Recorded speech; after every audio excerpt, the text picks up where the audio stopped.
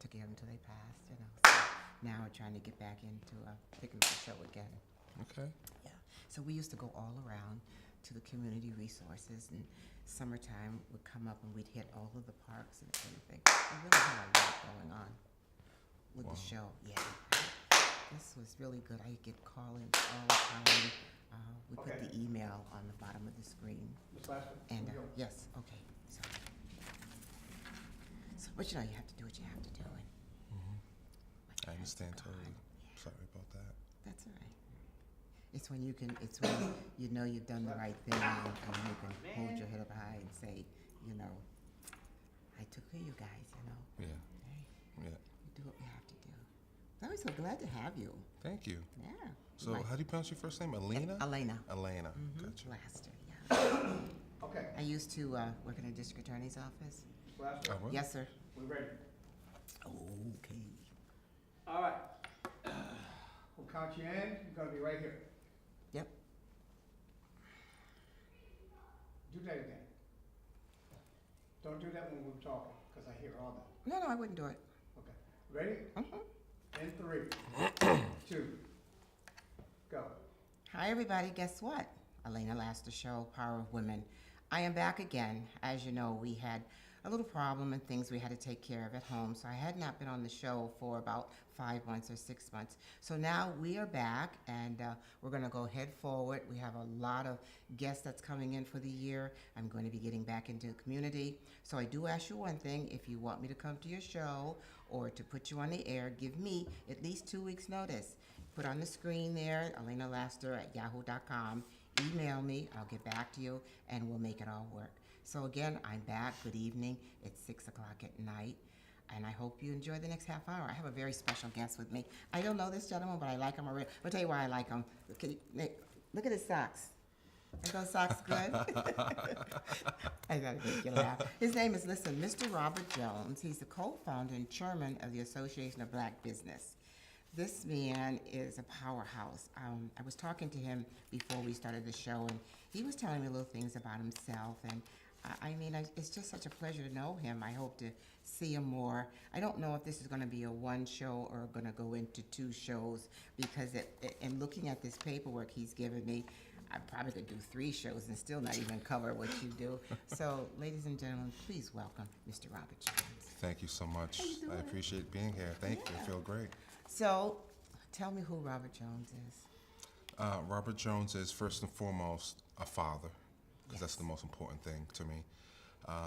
And also a mentor. I mentor lots of kids in all the different activities and organizations and initiatives and programs I'm involved in. I think that drives me and it keeps me busy. Right. And I feel like with everything that's going on in our society for centuries, I think as a community we need to support each other. Yes. So as a black man, I think I have a fiduciary responsibility to mentor young black boys and young black girls and kids overall in general. And it's so hard because, a lot of the mothers and a lot of the parents are working the 2 jobs, and the kids come home and, we would call them latchkey kids or whatever. Yeah, I was a latchkey kid. And so was I. My mother worked 2 jobs. My dad, it seemed like he was never home. He was always working.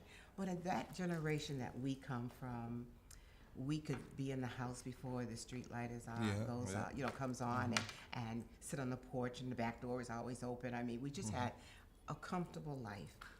This life today for children it's just in orbit.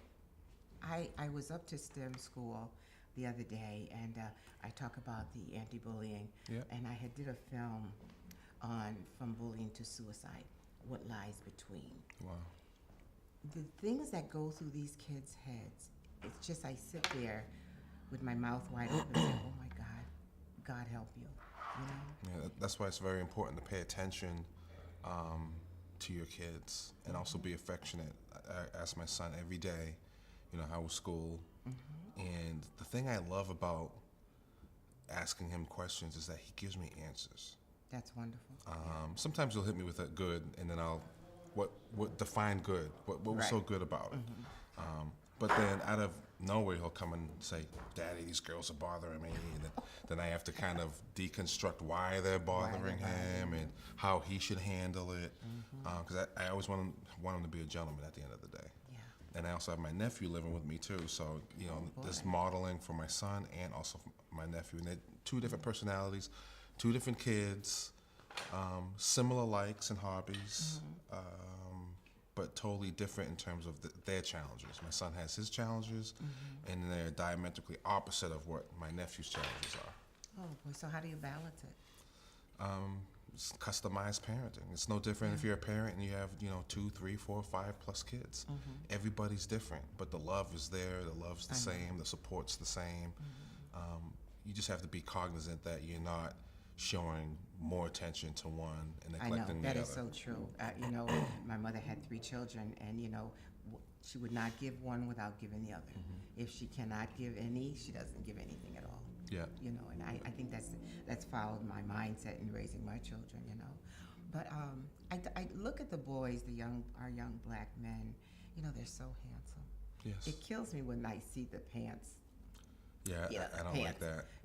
I tell them, pull up your pants. I don't want to see your underwear. Pull your pants up. When I'm walking around the school. But they're so talented.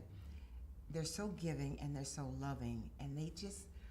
And when I give them a hug, how there's a hug, and there's a clinging hug. Yeah. And they hold on. They hug me. Yeah. And it's so important to have that in order to make them sound young adults. Because what was the stigma years ago? Men don't hug their sons. Let me tell you something. I hug and I kiss my son every single day, multiple times a day. I tell him I love him. I hug and kiss my nephew multiple times a day, tell him I love him. Even the kids that are in my after-school program or my reading program, or even the basketball teams I coach, I hug them, I kiss them, I tell them I love them. It's important because oftentimes the only affection they're getting from a male is from me. Right. And I've heard all those things that you mentioned, which is not true.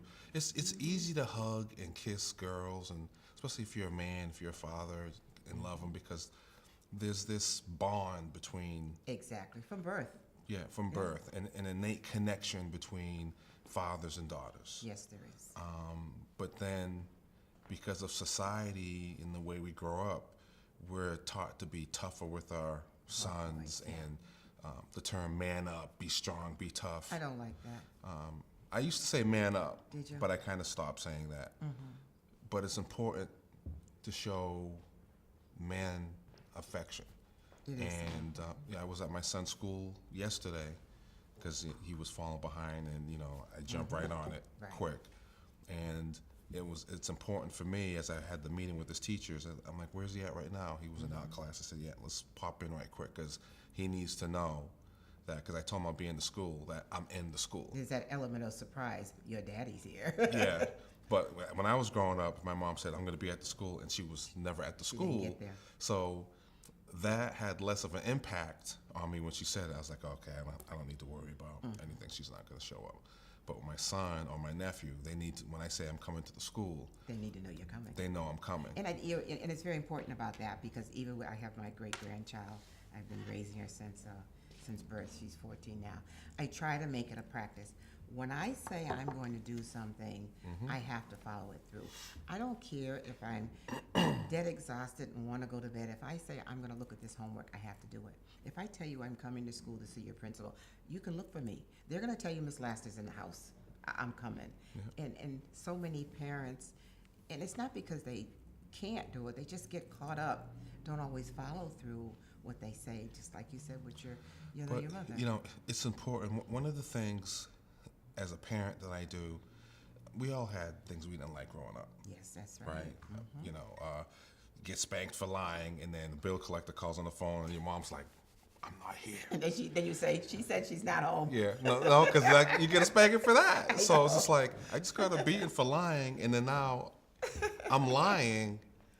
What's up with that? Where's the common ground here? But you right? dare not say anything, No. So I kind of focus on the things that I didn't like growing up as a kid. And